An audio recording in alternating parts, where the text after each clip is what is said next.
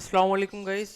मैं आज आपको ऐसी स्ट्रेटजी के बारे में बताने वाला हूं जो रिटेल ट्रेडर्स यूज़ नहीं करते बल्कि बैंक्स और इंस्टीट्यूशंस यूज़ करते हैं। जी हाँ, मैं बात कर रहा हूं माइकल जे हडलस्टोन यानी इनर सर्किल ट्रेडर आईसीटी की स्ट्रेटजी के बारे में। अगर आप भी मार्केट को स्मार्ट मनी की नज़र से समझना चाहते हो तो वीडियो एंड तक ज़रूर देखना, क्योंकि आज सब कुछ सिंपल तरीके से एक्सप्लेन होगा। पार्ट 1। पार्ट 1 में हम लोग बात करते हैं कि आईसीटी स्ट्रेटजी क्या है। ठीक है। अब आईसीटी का मतलब है inner circle trader.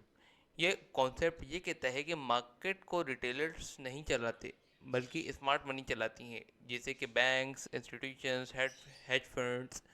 ICT strategy का मेन गोल है स्मार्ट मनी के फुटप्रिंट्स को आइडेंटिफाई करना, उनके साथ ट्रेड लेना, उनके खिलाफ नहीं जाना। ठीक है। अब पार्ट 2 में हम समझते हैं कि स्मार्ट मनी क्या है और एसएमसी क्या है बेसिकली। अब स्मार्ट मनी कॉन्सेप्ट का मतलब होता है लिक्विडिटी कहाँ है, स्टॉप लॉसेस कहाँ पड़े हुए हैं। ठीक है। इंस्टीट्यूशंस मार्केट को किस डायरेक्शन में लेके जाना चाहते हैं। आईसीडी कहता है कि मार्केट पहले लिक्विडिटी कलेक्ट करती है, फिर ओरिजिनल डायरेक्शन में मूव करती है। इसको कहते हैं लिक्विडिटी ग्रैब। एग्जाम्पल अगर मैं आपको देता हूँ कि फॉर एग्जाम्पल सपोर्ट के नीचे, अगर फॉर एग्जाम्पल प्राइस ने कुछ इस तरीके से बनाई हुई सपोर्ट। अब सपोर्ट पे प्राइस ने क्या किया हुआ है, प्राइस ने सपोर्ट पे मल्टीपल टाइम आके एक अच्छा रिएक्शन दिया है। अब आईसीटी के अकॉर्डिंग प्राइस ने जब मल्टीपल टाइम इस तरीके से एक जगह से सपोर्ट लेके बार बार रिजेक्शन दिया है, तो एक बार उठ सकती थी, दो बार उठ सकती थी, बट इनके अकॉर्डिंग कि इनके जो स्टॉप लॉसेस है वो अवेलेबल होते हैं यहाँ पे। स्मार्ट मनी क्या करती है, स्मार्ट मनी सबसे पहले इनके स्टॉप लॉसेस को निकालती है, देन उसके बाद अपने बड़े ऑर्डर्स यहाँ पे पंच आउट करके फिर अपनी एक अच्छी वेव देती है। तो ये कहता है हमारा क्या, ये कहता है हमारा एसएमसी। पार्ट 3, आईसीटी की मेन कॉन्सेप्ट्स। अब मैं आपको चार ऐसे आईसीटी की मेन कॉन्सेप्ट्स के बारे में बताने वाला हूँ जो कि इंशाल्लाह आप यूज़ करेंगे और आप यूज़ भी करते होंगे। तो एक अच्छी आपको ग्रिप मिल सकती है मार्केट स्ट्रक्चर को एनालिसिस करने में। ठीक है। Number 1, market structure. Number 2, order block. Number 3, FVG. And number 4, liquidity. ठीक है। मार्केट स्ट्रक्चर क्या है, higher high higher lows is equals to up trend, lower high lower lows is equals to down trend. Structure का break होना ICT में break of structure कहलाता है। और स्ट्रक्चर जब शिफ्ट होता है, यानी कि फॉर एग्जांपल अगर price higher high higher low का ट्रेंड चल रहा है और प्राइस हायर हाई को ब्रेक करने की जगह अपना हायर लो ब्रेक कर देता है, तो फॉर एग्जांपल प्राइस ने अपना स्ट्रक्चर शिफ्ट कर लिया, उसे हम कहते हैं मोमेंटम शिफ्ट या तो फिर चेंज ऑफ कैरेक्टर। ये मैं आपको जल्दी जल्दी में इस वजह से बता रहा हूँ, कुछ अच्छे से इस वजह से एक्सप्लेन नहीं कर रहा, क्योंकि मेरे चैनल पे इन तमाम चीज़ों के ऊपर एक डिटेल्स में तमाम चीज़ों के ऊपर वीडियोस पड़ी हुई है।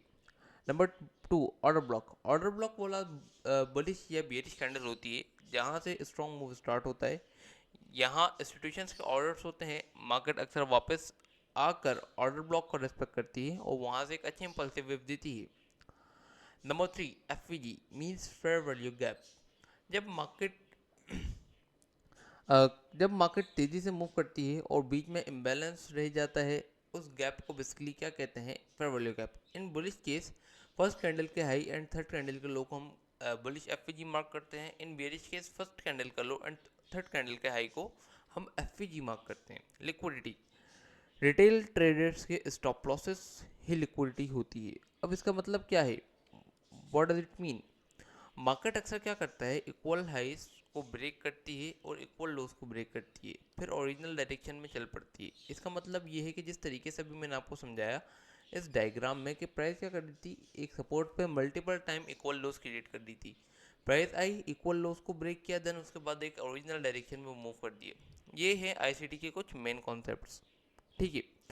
अब पार्ट 4 में हम सीखने वाले हैं कि आईसीटी की स्ट्रेटेजी कैसे काम करती है और उसके कुछ एग्जांपल्स के बारे में भी बात करते हैं। स्टेप नंबर 1 मैं यहाँ पे तमाम स्टेप्स आपको लिख के दे देता हूँ, ताकि आपको समझने में काफ़ी ज़्यादा आसानी हो। ठीक है। ये हमारे कुछ मेन स्टेप्स। स्टेप नंबर 1 है हायर टाइम फ्रेम ट्रेंड को आइडेंटिफाई करें। हायर टाइम फ्रेम का ट्रेंड को आइडेंटिफाई करने का मतलब है हायर टाइम फ्रेम पर आप एनालिसिस करें कि हायर टाइम फ्रेम का आपका ट्रेंड क्या चल रहा है और हायर टाइम फ्रेम के स्ट्रक्चर्ड लेवल्स क्या बोल रहे हैं। नंबर 2, लिक्विडिटी एरियाज मार्क करें। अब लिक्विडिटी एरियाज क्या होते हैं? लिक्विडिटी एरियाज जैसे कि भाई फॉर एग्जांपल आपके लिक्विडिटी भी दो टाइप्स की होती है, रिटेलर और स्मार्ट मनी लिक्विडिटी। अब अगर रिटेलर लिक्विडिटी की बात करते हैं तो सेशंस हाइज एंड लोस आप मार्क करें, ठीक है, डेली हाइज एंड लोस आप मार्क करें। और स्मार्ट मनी लिक्विडिटी एरिया की बात करते हैं तो वो नीचे लिखा हुआ है, ऑर्डर ब्लॉक से एफ आप मार्क करें, ठीक है, हिडन ऑर्डर ब्लॉक्स मार्क करें, ये तमाम चीज़ें आप मार्क करें, ठीक है।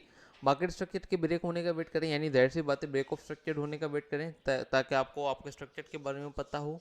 नंबर 4, ऑर्डर ब्लॉक या एफ से एंट्री लें। इसका मतलब ये नहीं कि डायरेक्ट एंट्री लें। ऑर्डर ब्लॉक या एफ से हम क्या करते हैं, हम वेट करते हैं कि प्राइस जब ऑर्डर ब्लॉक या एफ पे आती है तो स्मॉलर टाइम फ्रेम में शिफ्ट होने के बाद ट्रेंड अलाइनमेंट का वेट करें, वीएसए की कोई साइन देखें, क्लाइमेक्टिक एक्शन बार नंबर 2 या नंबर 3, देन उसके बाद आप एग्जीक्यूशन की तरफ ध्यान दें। Step number 5, stop loss liquidity के नीचे या ऊपर लगाएं।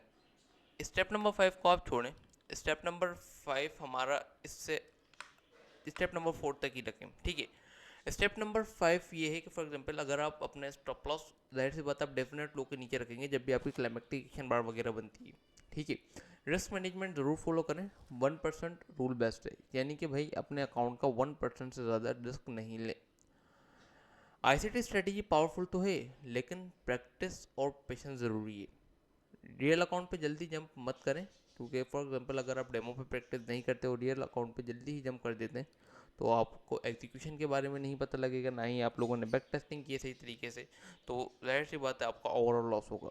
अब एक चीज़ का खास तौर पे ध्यान रखें, आईसीटी स्ट्रेटेजी आपके चार्ट एनालिसिस वगैरह को समझने के लिए, ठीक है, आपका हायर टाइम फ्रेम का स्ट्रक्चर कहाँ जा रहा है, बट हम लोग टैप बेसिस पे या डायरेक्ट एग्रेसिव अप्रोच के साथ नहीं एंट्री कर सकते। हम जाहिर सी बात उसके लिए यूज़ करते हैं वीएसए मेथड को यूज़ करना मत छोड़िए, क्योंकि वीएसए एक वाहिद स्ट्रेटेजी है जो कि आपको बताती है फेक मूवमेंट्स के बारे में। आप वीएसए को आइडेंटिफाई करके फेक मूवमेंट्स को पहचान लेते हैं वॉल्यूम को आइडेंटिफाई करके। आई होप सो कि वीडियो पसंद आई होगी, और अगर वीडियो पसंद है तो इस वीडियो को कर देना लाइक, शेयर, मेरे चैनल को सब्सक्राइब करना बिल्कुल मत भूलना। और this video is only for the educational purpose. इस वीडियो में जितने भी वर्ड्स इस्तेमाल किए गए हैं वो तमाम एजुकेशनल पर्पस के लिए हैं। Trade, entry, exit, profit, loss, positions, XYZ, जितने भी। मिलते हैं नेक्स्ट वीडियो में, तब तक के लिए दुआ में याद रखिए। टेक केयर और अल्लाह हाफिज़।